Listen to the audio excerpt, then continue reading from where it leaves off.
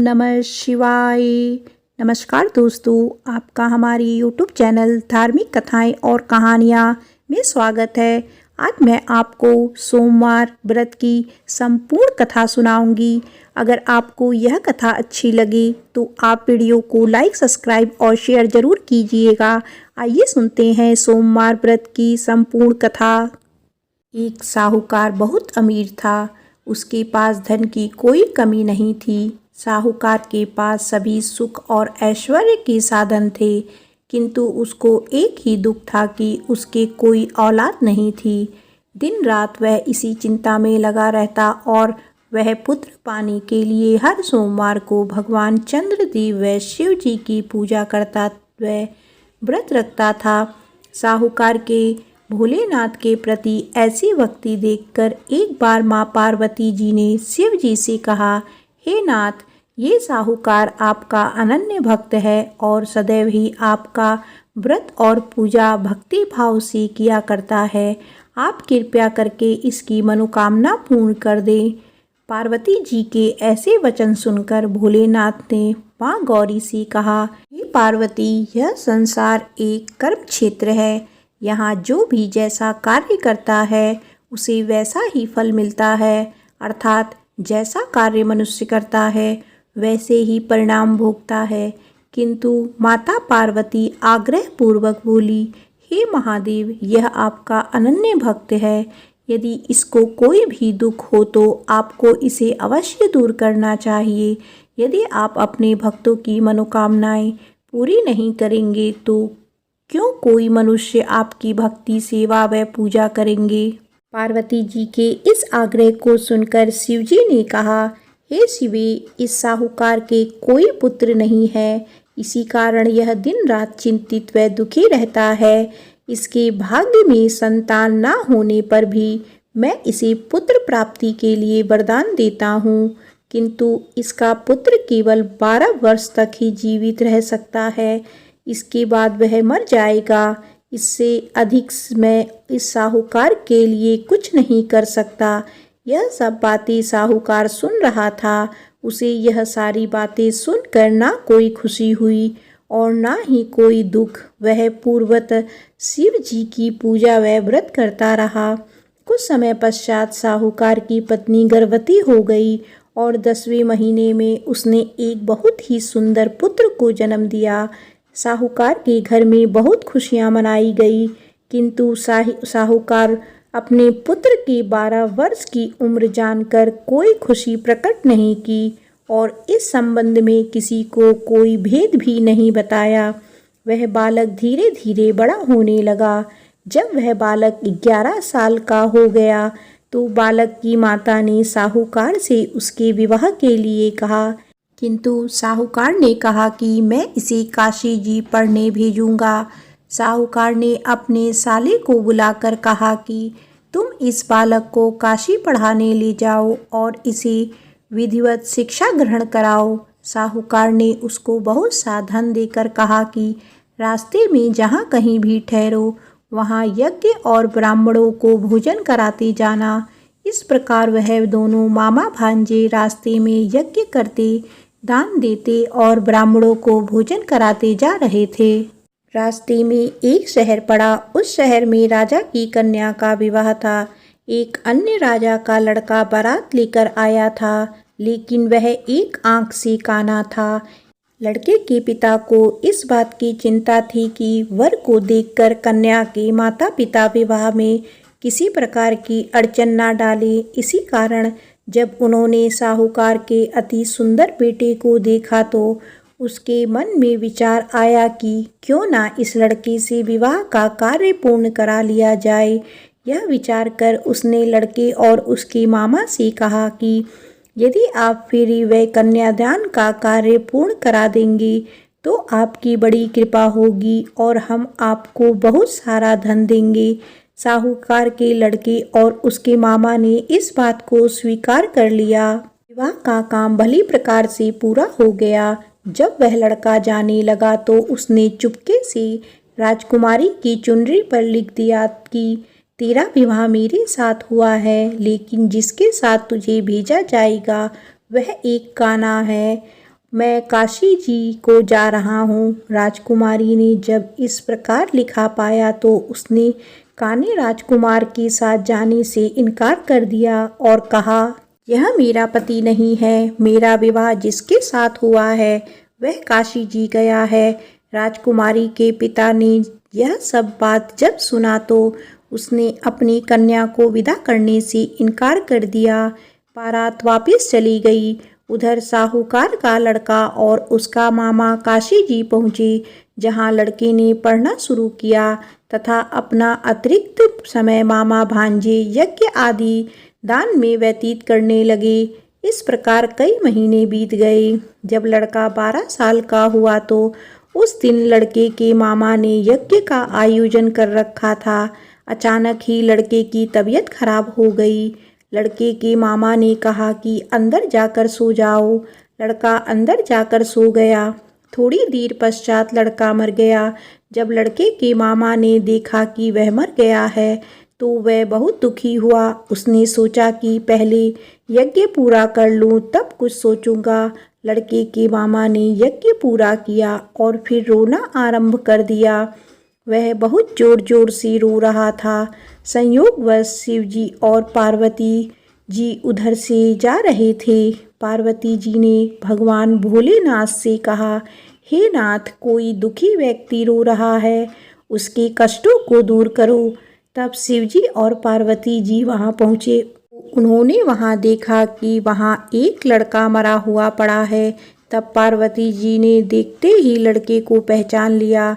पार्वती जी ने लड़के के मरने का कारण पूछा तो भोलेनाथ ने बताया, हे गौरी, इस लड़के की आयु इतनी ही थी, ये अपनी आयु पूरी कर चुका है। पार्वती जी ने विनम्रता पूर्वक कहा, महाराज, कृपया करके आप इस लड़के को जीवित कर दीजिए, नहीं तो इसके माता पिता इसके वियोग में तड़प तड़प कर अपनी जान दे देंगे। माता पार्वती की बात सुनकर शिवजी ने लड़के को पुनः जीवित कर दिया। शिवजी की कृपा से लड़का जीवित हो गया। शिव शंकर व पार्वती जी धाम चले गए। शिक्षा पूरी होने पर लड़का और उसका मामा पहले की तरह यज्ञ करते, ब्राह्मणों को भोजन तथा दक्षिणा देते हुए अपने घर की ओर चल दिए। रास्ते में दोनों उसी शहर में आए जहाँ पर उस लड़के की शादी हुई थी। वहाँ पहुंचकर दोनों ने यज्ञ करना शुरू कर दिया।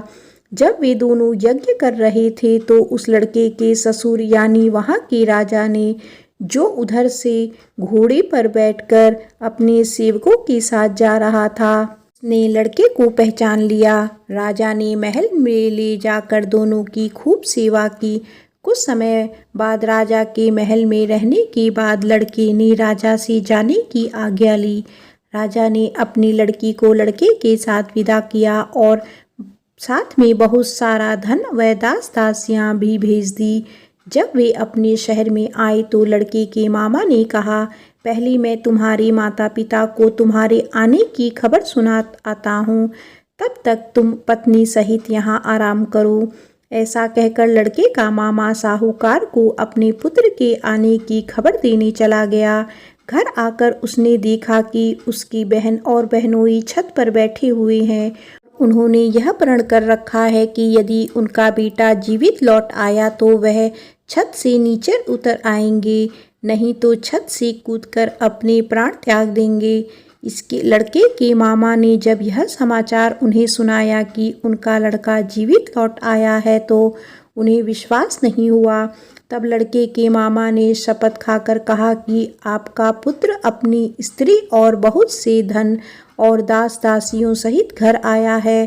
तब साहूकार और उसकी पत्नी छत से नीचे उतर आए तथा प्रसन्नता के साथ अपने बेटे और बहू का स्वागत किया। सभी प्रसन्नता के साथ रहने लगे। इस प्रकार भक्ति भाव से जो भी प्राणी सोमवार के व्रत का पालन करता है तथा प्रेम पूर्वक इस कथा को सुनता या पढ़ता है तो उसके सभी कष्ट दूर होते हैं, सभी मनोकामनाएं पूर्ण होती हैं और इस लोक में सभी सुख सुविधाओं को भोगकर अंत में उसे शिवलोक की प्राप्ति होती है। इस प्रकार सोमवार के व्रत को 16 सोमवार तक करें, फिर उद्यापन करें। इस व्रत के प्रभाव से मानव को सभी प्रकार के सुखों की प्राप्ति होती है। बोलो उमापति शंकर भगवान की जय, माता पार्वती की जय। आइए सुनते हैं 16 सोमवार व्रत कथा। भगवान शिव अपनी पत्नी पार्वती के साथ एक बार घूमते हुए धरती के अमरावती शहर पहुँचे। वहाँ शिव जी का एक बड़ा सा मंदिर राजा ने बनवाया था। शिव पार्वती दोनों को वह मंदिर पसंद आया, इसीलिए दोनों वहीं रहने लगे। कुछ दिनों बाद माँ पार्वती ने भोलेनाथ से कहा, प्रभु मुझे चौसर खेलने की इच्छा है। भगवान ने सारा इंतजाम किया और दोनों आराम से चौसर खेलने लगे। तभी वहाँ मंदिर के पुजारी आ गए। पुजारी को आता देख माँ पार्वती ने पूछा, आप बताइए हम दोनों में से कौन यह खेल जीतेगा। जवाब में उन्होंने कहा, महादेव ही जीतेंगे। जैसे ही चौसर का खेल खत्म होने लगा तो पार्वती माँ जीत गई। माता पार्वती ने पुजारी की बात गलत साबित होने पर उन्हें झूठ बोलने की सजा के रूप में श्राप देकर कोढ़ी बना दिया। फिर पार्वती शिव के साथ कैलाश लौट गई। अब लोग उस कोढ़ी पुजारी से दूर भागने लगे। राजा ने भी उसे मंदिर के कार्य से मुक्त करके किसी दूसरे ब्राह्मण को मंदिर का पुजारी नियुक्त कर दिया।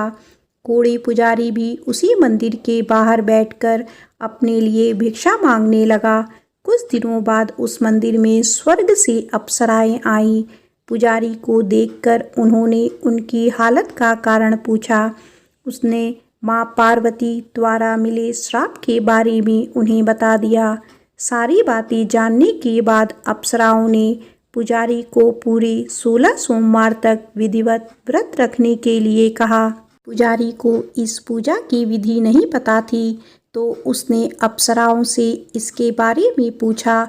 उन्होंने बताया कि हर सोमवार को सूर्य उदय से पहले उठना होगा। फिर नहाकर साफ कपड़े पहनने के बाद गेहूं के आटे से 3 अंग बनाना। उसके बाद घी से दीपक जलाते हुए गुड़, बेलपत्र, अक्षत, नैवेद्य, फूल, चंदन, जनेऊ लेकर संध्या के समय सूर्यास्त से पहले प्रदोष काल में भोले बाबा की पूजा करना। पूजा करने के बाद एक अंग शिव शंभू को अर्पण करना और एक खुद ग्रहण करना। उसके बाद बचे हुए अंग को आसपास के लोगों में प्रसाद के रूप में बांट देना। इस तरह पूरे 16 सोमवार करने के बाद 17वें सोमवार को आटा लेकर उसकी बाटी बनाना। फिर उसमें घी के साथ गुड़ डालकर चूरमा तैयार करना। इसका शिव जी को भोग लगाकर इसे आसपास मौजूद सभी लोगों को प्रसाद के रूप में बांटना। इस तरह से व्रत करने से भगवान शिव तुम पर प्रसन्न होकर कोढ़ की समस्या दूर कर देंगे। ये सारी बातें बताकर सभी अप्सराएं स्वर्ग लौट गई। उनके लौटने के बाद पुजारी ने हर सोमवार को विधिवत व्रत और पूजन किया। 16 सोमवार पूरा करने के बाद 17वें सोमवार को सबको प्रसाद बांटते ही उसके कोढ़ की समस्या दूर हो गई। पुजारी के ठीक होने पर राजा ने दोबारा उस मंदिर में पूजा पाठ करने का जिम्मा उसे सौंप दिया। होते होते एक दिन दोबारा भोलेनाथ अपनी पत्नी पार्वती जी के साथ उसी मंदिर में पहुँचे। पार्वती जी ने जब देखा कि वो कोढ़ मुक्त हो गया है, जो उन्होंने पुजारी से पूछा कि ऐसा कैसे हुआ। जवाब में पंडित ने उन्हें 16 सोमवार व्रत करने की अपनी कथा के बारे में बताया। पुजारी की बात सुनकर माँ पार्वती काफ़ी खुश हुई। उन्होंने भी 16 सोमवार व्रत रखने की ठान ली। इसके लिए माँ पार्वती ने पुजारी से पूरी विधि जानने और उसके नाराज बेटे कार्तिक को वापस लाने के लिए नियम से व्रत करने लगी। 17वें सोमवार को जब उन्होंने सबको प्रसाद बांटा तो उसके कुछ दिनों बाद ही कार्तिकेय लौट आए। उन्होंने माँ पार्वती के पास पहुंचकर पूछा, माता अचानक कुछ हुआ कि मेरा सारा गुस्सा ही खत्म हो गया, क्या आपको कोई उपाय किया था। जवाब में पार्वती जी ने 16 सोमवार के व्रत की कथा सुनाई। यह सुनकर कार्तिकेय को भी 16 सोमवार का व्रत करने का मन हुआ, क्योंकि वो अपने मित्र ब्रह्मदत्त से दूर हो जाने से दुखी था। माता पार्वती से 16 सोमवार व्रत की विधि जानकर उन्होंने परदेश गए अपने दोस्त ब्रह्मदत्त की वापसी की मनोकामना के साथ व्रत शुरू किया। पूरे 16 सोमवार व्रत करने और उसके विधि विधान से समापन करने के कुछ ही दिनों बाद कार्तिकेय का दोस्त लौट आया। वापस आने के बाद ब्रह्मदत्त ने कार्तिकेय से पूछा, आखिर ऐसा क्या किया तुमने कि मेरा मन बदल गया? मैं बिल्कुल भी वापस आना नहीं चाहता था, लेकिन एकदम तुम्हारा ख्याल आया और मैं लौट आया।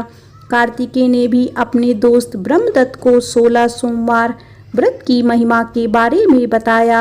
इसके बारे में जानने के बाद ब्रह्मदत्त ने भी व्रत रखना शुरू कर दिया। व्रत खत्म होते ही वह अपने दोस्त कार्तिकेय से विदा लेकर यात्रा पर निकल गया। दूसरी नगर पहुंचते ही ब्रह्मदत्त को पता चला कि राजा हर्षवर्धन ने अपनी बेटी गुंजन के विवाह के लिए स्वयंवर रखा है। राजा की प्रतिज्ञा है कि उनकी हथनी जिस भी लड़के के गले में माला डालेगी वही उसकी बेटी से विवाह करेगा। उत्सुक होकर ब्राह्मण भी महल पहुंच गए। वहां कई सारे राजकुमार थे। उसी वक्त हथनी ने अपने सूंड में माला उठाई और ब्रह्मदत्त के गले में डाल दी। राजा ने अपनी प्रतिज्ञा को पूरा करने के लिए ब्राह्मण ब्रह्मदत्त से अपनी बेटी का विवाह करवा दिया। शादी के बाद ब्राह्मण से उसकी पत्नी ने पूछा, आखिर आपने ऐसा कौन सा अच्छा कार्य किया है कि हथनी ने सबको छोड़कर आपके लिए मेरे को चुना? ब्रह्मदत्त ने उसे 16 सोमवार व्रत के बारे में बताया।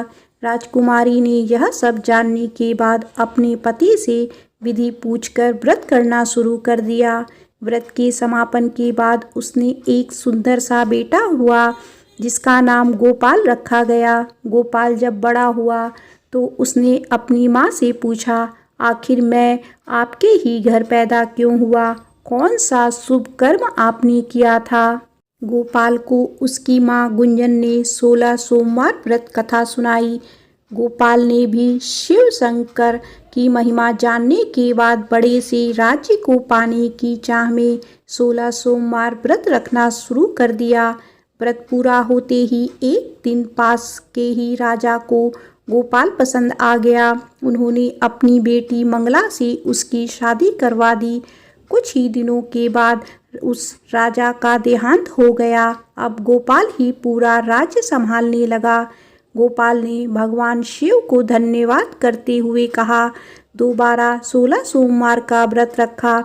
इसके समापन के दिन उसने अपनी पत्नी से भी सभी सामग्री पास के शिव मंदिर तक पहुंचाने के लिए कहा। मंगला ने खुद जाने के बजाय पूजा की सामग्री कुछ सेवकों के हाथ मंदिर तक पहुंचा दी।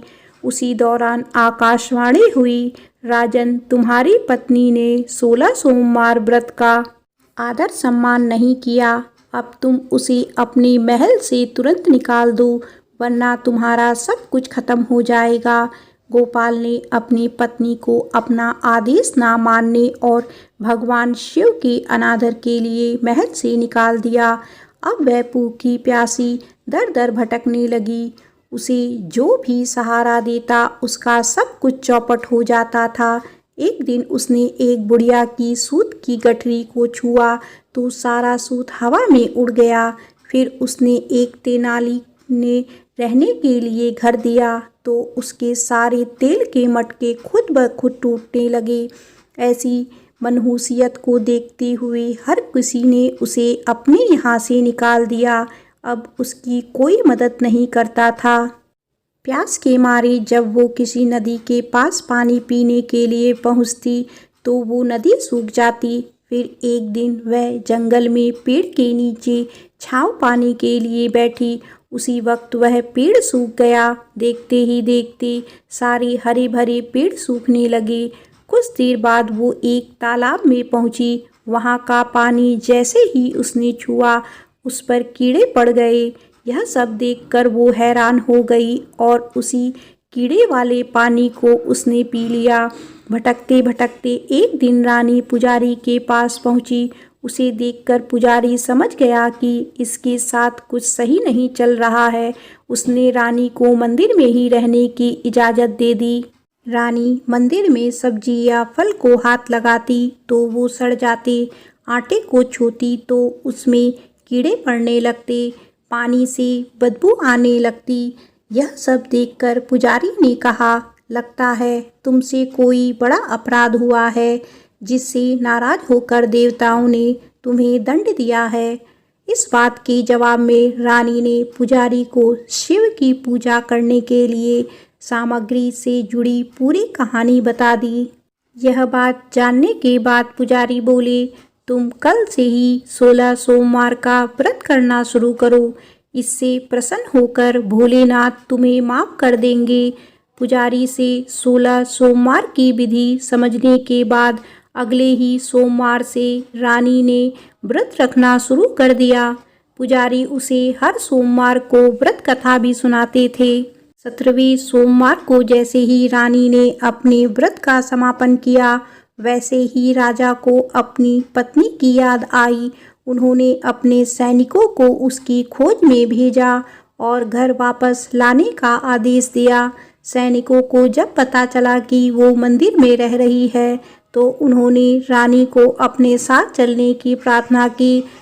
तभी पुजारी वहां पहुंचे और सैनिकों को वापस महल लौटने के लिए कहा। राजा को जब पता चला कि उसकी पत्नी मंदिर में है, तो वो उसे लेने के लिए वहां पहुंचे। उन्होंने पुजारी से माफ़ी मांगी और सब कुछ बताया। पुजारी ने भी कहा कि यह सब भोले का प्रकोप था, आप अपनी पत्नी को ले जाइए। राजा और रानी के महल पहुंचते ही वहां खुशियां मनाई जाने लगी।